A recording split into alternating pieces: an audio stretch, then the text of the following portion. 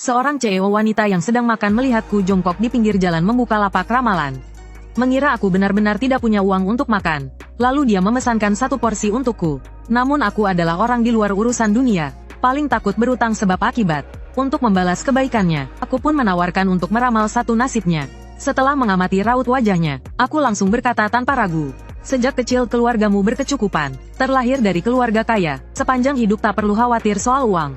Namun ikatan keluargamu tipis, orang tuamu meninggal sejak dini, tidak punya saudara kandung, kamu adalah anak tunggal di keluarga, namun kamu punya seorang kakak yang sangat dekat denganmu, atau mungkin adik perempuan, seharusnya anak angkat orang tuamu. Meski keberuntungan hartamu sangat baik, namun selain rezeki, keberuntungan lainmu semuanya buruk. Dalam hidupmu akan ada 4 bencana besar, 2 di antaranya sudah terlewati. Bencana pertama adalah saat orang tuamu meninggal.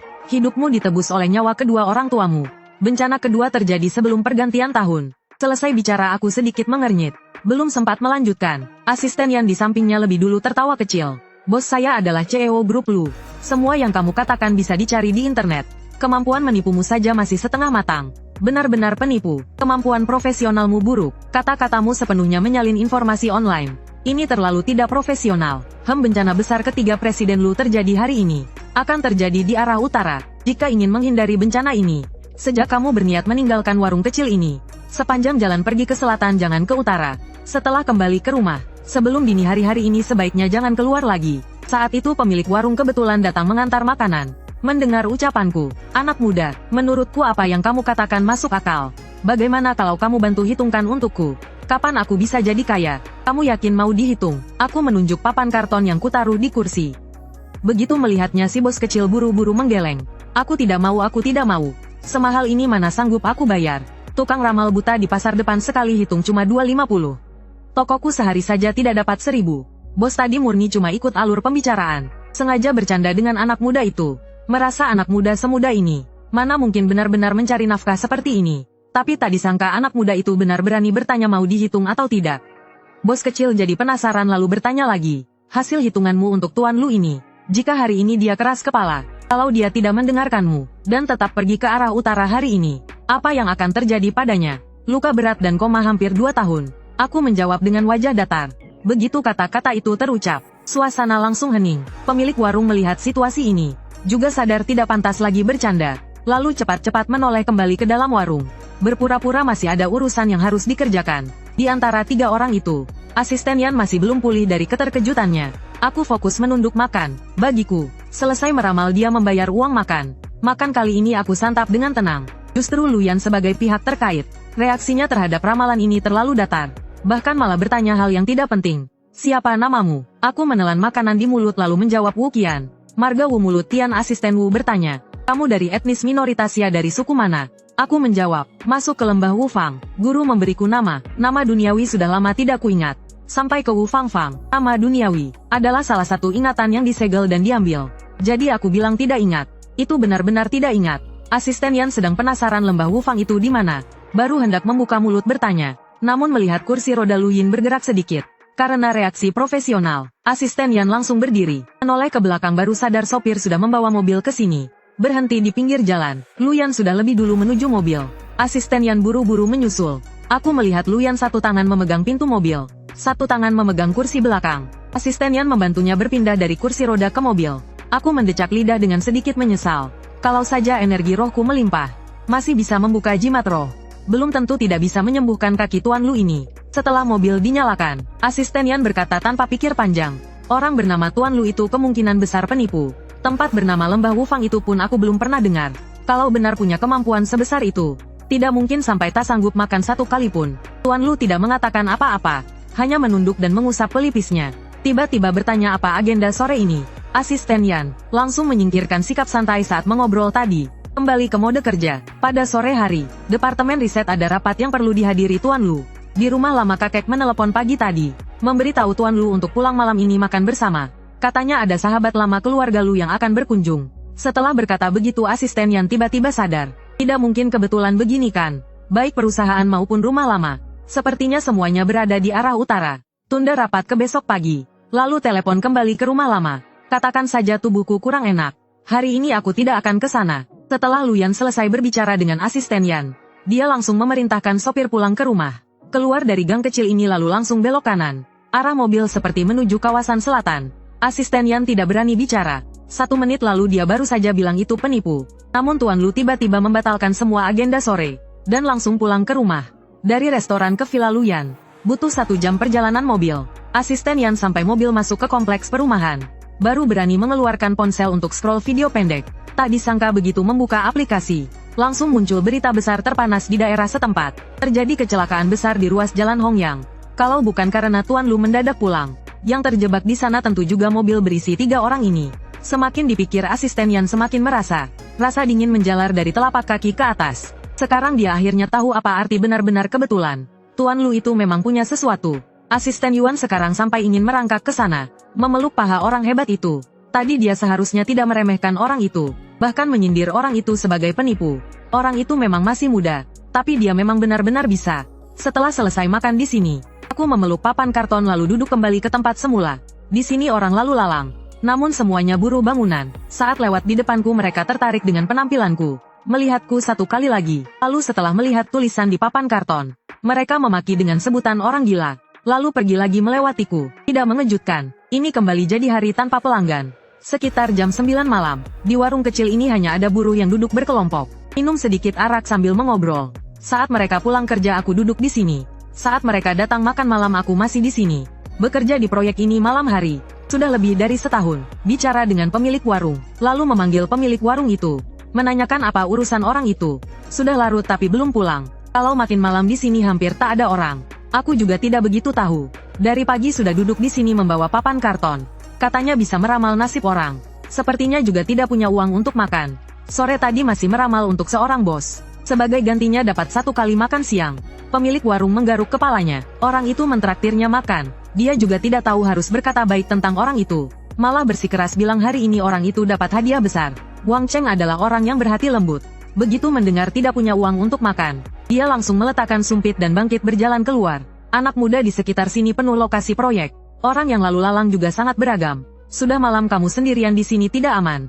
Wang Cheng menasihati. Apa kamu bertengkar dengan keluarga lalu kabur dari rumah? Tak peduli marah apa dengan keluarga. Keselamatan diri sendiri yang paling penting. Cepat pulang ke rumah. Sambil bicara Wang Cheng merogoh saku. Di sini ada 100 yuan. Ambil untuk naik taksi pulang. Lalu beli sesuatu untuk dimakan dan diminum. Anak muda seperti kalian kan paling suka minum teh susu. Katanya di internet kalau anak muda sedang tidak senang. Tidak ada yang tidak bisa diselesaikan dengan 1 gelas teh susu. Saat pulang beli 1 gelas. Biar hatimu sedikit lebih senang. Untuk orang yang berhati baik, aku selalu punya sedikit lebih banyak kesabaran. Aku menoleh lalu tersenyum ke arah Wang Cheng. Menggeleng dan menjelaskan bahwa aku tinggal di dekat sini. Wang Cheng menggaruk kepala. Benarkah aku sudah tinggal di area ini bertahun-tahun? Kenapa dulu tidak pernah melihatmu? Pak baru pindah ke sini beberapa hari ini. Aku berpikir sejenak, lalu mengangguk memang bisa dibilang begitu. Aku baru datang beberapa hari ini. Pantas saja terasa familiar. Wang Cheng juga tidak menarik kembali uang itu. Langsung menyelipkan uang itu ke tanganku. Pegang dulu beli makanan yang enak. Lalu cepat pulang ke rumah. Melihat penampilanmu apa kamu masih sekolah menengah? Kalau pulang terlalu malam orang tua akan khawatir. Aku sebenarnya ingin mengembalikan uang itu. Namun saat mengangkat kepala kebetulan sebuah mobil kecil lewat. Lampu mobil itu menyinari wajah Wang Cheng. Baru saat itu aku bisa melihat wajah Wang Cheng dengan jelas. Sekali melihat aku mengerutkan kening lalu berpikir. Kemudian aku menggenggam uang itu di tangan. Ku terima 100 yuan ini darimu. Anggap saja sebagai bayaran aku meramal untukmu. Aku ambil sebagai harga pembuka. Kalau aku memungkinkan, Paman tolong ceritakan tanggal lahir 8 aksaramu. Aku melihat sesuatu dari raut wajahmu. Perlu digabung dengan 8 aksaramu untuk dihitung. Wang Cheng tersenyum. Dalam hati menganggapnya hanya menghibur anak kecil. Kalau sudah selesai meramalku, kamu cepat pulang ke rumah. Besok masih harus sekolahkan. Wang Cheng juga menggenggam uang itu sambil berbicara. Tadi aku dengar pemilik warung bilang, anak muda ini tidak pandai memilih kata manis. Katanya dia ingin tahu anak muda ini akan berkata apa lagi nanti. Aku melihat anak muda itu menghitung dengan jari. Bibirnya bergerak pelan, tidak tahu sedang merapal apa. Tiba-tiba dia mengangkat pandangan menatapnya. Lalu keningnya berkerut erat. Paman dari 8 aksaramu terlihat. Kamu lahir di wilayah utara. Di rumah ada 6 saudara. Ada kakak di atas. Ada adik di bawah. Kamu anak keempat. Di rumah tidak terlalu diperhatikan orang tua. Saat kecil pernah dikirim ke keluarga orang tua angkat. Kemudian orang tua angkat punya anak kandung. Lalu mengirim kamu kembali ke orang tua kandung.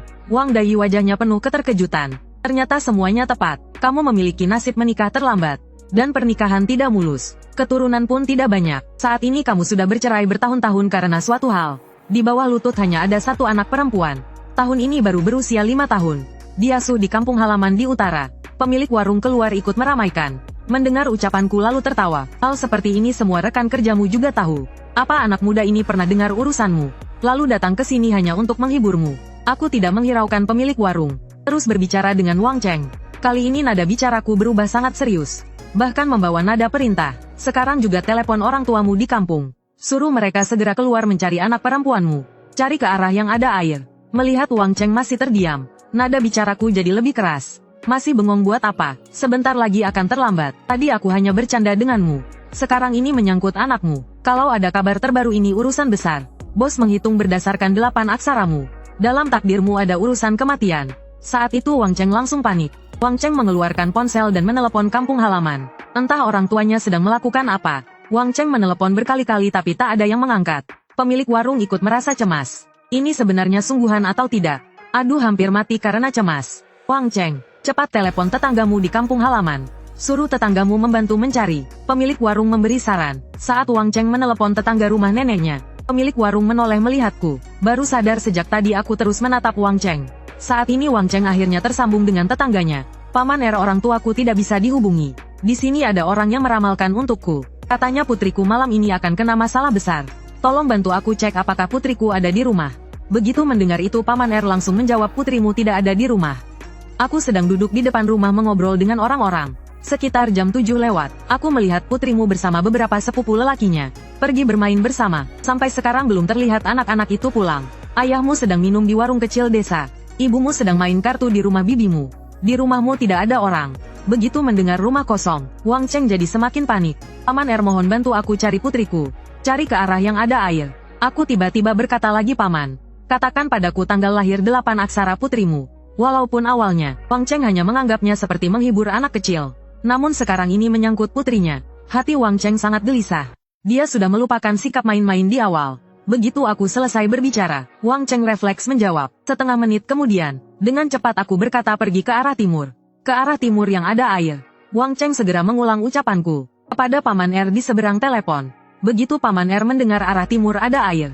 Tiba-tiba teringat sesuatu. Di sebelah timur desa ada sebuah kolam. Paman R sambil mengangkat telepon langsung berlari. Belum lama berlari, dia melihat sekelompok anak-anak kembali. Paman R segera menarik anak laki-laki tertua keluarga Wang. Menanyakan di mana sepupumu. Kenapa tidak terlihat dia? Paman ketiga menjawab seadanya. Tidak tahu dia pergi main kemana. Lalu melepaskan tangan paman kedua dan langsung berlari. Begitu dia berlari, beberapa anak kecil di belakangnya juga ikut berlari. Anak-anak kakinya cepat. Dalam sekejap sudah menghilang. Paman kedua ingin memanggil anak-anak itu. Bahkan untuk bertanya lebih lanjut pun sudah tidak sempat. Hanya bisa mengangkat ponsel jadul sambil terus berlari ke depan. Saat tiba di samping sumur air, melihat batu penutup sumur masih tertutup, paman kedua pun menghela napas lega. Tidak ada di dalam sumur. Batu penutup sumur ini masih ada. Belum sempat kata itu selesai, paman kedua melihat ada genangan air di samping sumur. Sekilas terlihat jelas barusan pasti ada orang di sini memuntahkan air. Paman kedua melangkah maju 2 langkah lagi. Usianya sudah tua, pendengarannya sudah kurang baik, selalu merasa seperti mendengar sesuatu. Seperti ada suara sesuatu yang menggelepar di dalam air. Paman kedua segera memasukkan ponsel ke saku, lalu mendorong keras batu penutup sumur. Astaga, di dalam sumur ternyata ada anak yang sedang menggelepar. Sambil berteriak minta tolong, suaranya semakin melemah. Ya Tuhan, Wang Cheng, anak perempuanmu benar-benar ada di sumur ini. Paman kedua segera berteriak ke dalam sumur. Jangan takut, paman kedua akan segera menurunkan ember air. Kamu perhatikan baik-baik, jangan sampai ember mengenai kepalamu. Nanti kamu peluk embernya, paman kedua akan menarikmu ke atas. Ember air paman kedua suaranya terdengar jelas. Saat paman kedua membungkuk, di sisiku bahkan bisa terdengar suara dari dalam sumur. Tangisan gadis kecil. Setelah 2 menit berlalu, paman kedua akhirnya menarik gadis kecil itu keluar dari sumur. Gadis kecil itu masih tersedak air. Paman kedua segera menyuruh anak itu tengkurap, lalu menepuk punggungnya dengan kuat. Menyuruh anak itu memuntahkan air keluar. Setelah beberapa saat tangisan anak itu baru terdengar jelas. Sambil menangis dia memanggil ayahnya. Paman kedua kembali mengambil ponsel, lalu berbicara dengan Wang Dali. Dali, putrimu sudah tidak apa-apa. Tenang saja ya, tangisannya masih sangat keras. Dari mana kamu menemukan orang sakti seperti itu? Benar-benar luar biasa. Kalau terlambat 3 menit lagi, siapa yang masih bisa menemukan anak itu di dalam sumur? Saat paman kedua tiba di sini, anak itu sudah hampir kehabisan tenaga. Suara minta tolongnya sudah putus-putus. Lagi pula sudah jam segini. Orang-orang di desa pada dasarnya sudah di rumah. Kalaupun ada orang yang pulang larut lewat sini, biasanya sudah orang tua. Pendengarannya juga tidak baik. Mulut sumur tertutup batu besar. Kalau lewat tanpa mendengarkan dengan teliti, tidak akan mendengar suara minta tolong anak itu. Jadi kalau terlambat 3 menit lagi, anak ini benar-benar sudah tidak tertolong. Waner, ayahmu ada di telepon. Ayo bicara sebentar dengan ayah. Paman kedua menempelkan ponsel ke telinga anak itu. Wang Dajiu langsung kehilangan seluruh tenaganya, lalu jatuh terduduk di tanah. Pria parubaya itu memegang ponsel dengan satu tangan. Tangan lainnya mengusap air mata yang terus mengalir. Saat dia mulai berbicara, suaranya serak, bahkan masih gemetar karena rasa takut yang tersisa. Nak, ayah di sini. Nak, jangan takut. Besok ayah langsung beli tiket pulang menjemputmu. Mulai sekarang di mana ayah berada, di situ juga kamu berada. Ayah mau capek dan susah juga tidak apa-apa. Asal kamu ada di sisi ayah itu sudah cukup. Pemilik warung tadi sampai tegang tidak berani bernapas. Sampai sekarang rasanya hampir mati sendiri. Akhirnya bisa menghela napas lega. Dia menoleh menatap Wu Ying. Tatapannya penuh kekaguman. Anda benar-benar seorang master. Hari ini saya sudah tidak sopan. Benar-benar terlalu hebat. Kalau bukan karena master ini, Putri Wang Dali, hari ini benar-benar sudah tidak tertolong. Wang Dajiu dan paman kedua mengucapkan banyak terima kasih. Setelah menutup telepon langsung berlutut dan bersujud pada Wu Ying. Master, kalau bukan karena Anda, anak perempuan saya hari ini sudah tidak ada. Wang Dajiu menyeka air mata. Semua hitungan master benar. Saya anak keempat di keluarga.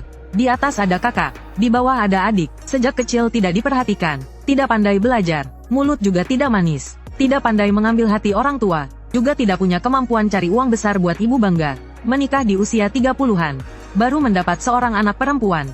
Istri merasa saya tidak berguna, lalu bercerai dan pergi dengan orang lain. Saya tidak disukai ayah ibu saya, bahkan anak perempuan saya juga tidak disukai ibu saya. Tapi saya harus keluar bekerja mencari uang. Tidak ada pilihan selain meninggalkan putriku di kampung halaman. Setiap bulan memberi sedikit uang pada orang tuaku agar membantu menjaganya. Aku tahu putriku sering merasa tertekan di kampung. Tapi aku selalu berpikir untuk bersabar. Menunggu anak itu sedikit lebih besar. Menunggu sampai aku menabung cukup uang. Aku pulang ke kota kabupaten membeli sebuah rumah. Lalu membawa putriku tinggal di sisiku. Namun aku tidak menyangka, aku hampir tidak sempat menunggu putriku tumbuh besar. Wang Dali, seorang pria dewasa, menangis dengan air mata bercucuran. Semakin bicara semakin terasa pedih. Masa kecil seorang anak sangat singkat. Tahun-tahun tanpa beban lebih singkat lagi. Kamu ingin menunggu dia dewasa. Namun saat dia benar-benar dewasa, mungkin hatinya akan menjauh karena kurangnya kehadiranmu. Menjauh sangat jauh darimu. Anak tidak tahu apa itu barang mewah. Tidak tahu apa itu rumah yang bagus. Bagi anak yang masih kecil, asal bisa bersama ayahnya, itulah baginya di dunia ini. Kebahagiaan terbesar. Wu Ying membantu Wang Dajiu berdiri. Setelah anak itu berhasil diselamatkan, orang pertama yang ia panggil bukan kakek nenek, melainkan kamu, jadi jemputlah anak itu ke sisimu. Pemilik warung mengangguk berkali-kali. Apa yang master katakan benar. Kakek nenek sudah merawatnya begitu lama. Namun setelah diselamatkan, yang pertama dipikirkan bukan mereka. Itu berarti orang tuamu tidak menyayangi anak itu. Usia anak itu masih kecil. Namun bukan bodoh. Siapa yang menyayanginya dan siapa yang tidak. Sebenarnya dia mengerti di dalam hatinya. Wang Dajiu menyeka air mata lalu mengucapkan terima kasih. Sambil buru-buru meraba sakunya, Wu Ying menggelengkan kepala dan berkata, sejak awal aku sudah mengatakan, aku menerima 100 yuan darimu sebagai biaya pembuka. Maka ramalan ini sudah terbayar dengan 100 yuan itu. Ramalan juga sudah selesai kuhitung. Wu Ying berkata kepada Wang Dali, dalam takdirmu memang tidak ada kekayaan besar. Namun kamu orangnya jujur, rajin dan berhati baik. Karena itu hidupmu tidak akan kekurangan makan dan pakaian. Karena Wang Dali berhati baik, dia tidak tega melihat gadis muda duduk sendirian di pinggir jalan. Walau mencari nafkah dengan susah payah, namun tetap mau seperti menenangkan anak perempuannya sendiri. Menenangkan anak orang lain. Karena itu Wu Ying menerima 100 yuan darinya, dan membantunya meramal. Kali ini, hati manusia yang menyimpan kebaikan tidak pernah salah. Takdir putrimu kuat, bencana besar sudah terlewati. Kedepan meski masih ada benturan kecil, namun semuanya bukan masalah besar. Di masa tuamu kamu akan menikmati berkah dari putrimu. Seperti pepatah mengatakan, lolos dari maut, pasti akan ada keberuntungan setelahnya. Putrimu memang seperti itu, tinggal di kota selatan. Lebih menguntungkan bagi perkembanganmu dan putrimu ke depan. Sampai di sini saja, hal lainnya tidak pantas dibicarakan lebih jauh. Namun itu saja sudah membuat Wang Dali sangat berterima kasih. Tetap bersikeras ingin mentransfer uang ke Wu Ying. Sampai Wu Ying merentangkan tangan dan berkata tidak punya ponsel baru berhenti. Wang Dajiu langsung secara online membeli tiket kereta untuk pulang besok. Makan malam pun tidak jadi. Segera menelepon mandor untuk izin cuti. Lalu pulang membereskan barang untuk besok. Sambil menitipkan pada pemilik warung kecil, agar membantunya mencarikan, apakah ada rumah murah yang cocok untuk disewa di sekitar sini. Sebelumnya Wang Dali tinggal bersama rekan kerja di lokasi proyek. Tidur beramai-ramai di barak besar. Untuk membawa putrinya ke sini. Terus tinggal di barak besar lokasi proyek sudah tidak pantas. Wu Ying pergi saat Wang Dali dan pemilik warung sedang berbicara. Sambil membawa papan kartonnya. Dia memang tidak membohongi Wang Dali. Dia memang tinggal di sekitar sini. Hanya saja bukan menyewa tempat di sekitar sini, melainkan tinggal di tempat gratis di sekitar sini. Di bawah kolong jembatan, area ini adalah kawasan yang sedang dikembangkan. Di mana-mana setengah air lokasi proyek. Malam hari belum sampai jam 1. Di tepi sungai sudah tidak terlihat orang. Justru karena sekitar sini penuh lokasi proyek, lingkungan tepi sungai di sini tidak bisa dibilang baik. Sampah konstruksi menumpuk di mana-mana. Ada pula beberapa gundukan pasir setinggi bukit kecil. Saat Wu Ying datang dia sudah berada di tepi sungai ini, tanpa membawa sepeser pun. Karena itu dia juga tidak pergi ke tempat lain. Beberapa hari ini dia hanya beraktivitas di area ini. Tempat tidurnya hanyalah beberapa kardus yang digelar. Selimutnya adalah beberapa kardus lainnya. Untungnya tubuh tanpa energi spiritual meski lapar. Namun tidak takut dingin. Kalau ini di lembah Wufang. Untuk apa dia tidur dan bermeditasi? Itu semua hanyalah latihan dan istirahat. Meski Wu Ying sudah mendapat 200 yuan. Namun dia belum sampai bermewah-mewah menginap di hotel. Pertama karena dia tidak punya kartu identitas. Kedua dibandingkan soal tempat tinggal. Dia jauh lebih tidak suka rasa lapar. Wu Ying menghela napas. Seorang peri Wu Ying dari lembah Wufang hidup seburuk ini. Kalau sampai kabar ini kembali, dia pasti akan ditertawakan habis-habisan oleh orang-orang lembah Wufang. Setelah duduk Wu Ying kembali mencoba jimat rohnya. Tidak mengejutkan tetap tidak ada reaksi. Namun saat diperiksa, dia mendapati ada seutas cahaya emas tambahan di dalam tubuhnya. Ternyata itu adalah hasil dari menyelamatkan Putri Wang Dali. Yaitu kekuatan pahala kebajikan yang diperolehnya. Dan Wu Ying juga menyadari, dia ternyata bisa mengubah kekuatan kebajikan menjadi energi spiritual. Ini merupakan keuntungan tak terduga bagi Wu Ying. Malam telah larut di sekeliling hanya tersisa suara serangga dan burung. Rasa kantuk pun datang. Wu Ying menangkupkan kedua tangan di atas dantian. Lalu memejamkan mata bersiap untuk beristirahat. Sambil berpikir, besok mungkin bisa pindah ke pasar untuk mencoba membuka lapak. Kawasan pengembangan di tengah malam. Tidak terlihat satupun pejalan kaki. Di sini tidak ada tempat hiburan apapun. Karena itu orang-orang di sini bahkan tidak punya kehidupan malam. Sebuah mobil van yang menggunakan kantong plastik hitam untuk menutupi plat nomor kendaraan, menyusuri jalan kecil tanpa kamera pengawas, lalu melaju lurus ke arah tepi sungai. Mobil berhenti di samping beberapa gundukan pasir. Yang pertama turun adalah seorang pria tinggi dan gemuk. Kemudian disusul pria pendek kurus dari kursi pengemudi. Setelah keduanya turun dari mobil, mereka berkeliling dengan sikap mencurigakan. Untuk memastikan pandangan lebih jauh, mereka bahkan naik ke atas gundukan pasir untuk melihat sekeliling. Kak gemuk aku sudah bilang, di sini pasti tidak ada orang. Kalau maju sedikit lagi itu sudah gedung mangkrak. Sudah mangkrak 5-6 tahun. Katanya tempat itu berhantu. Sampai tidak ada seorang pun yang berani mendekati daerah ini.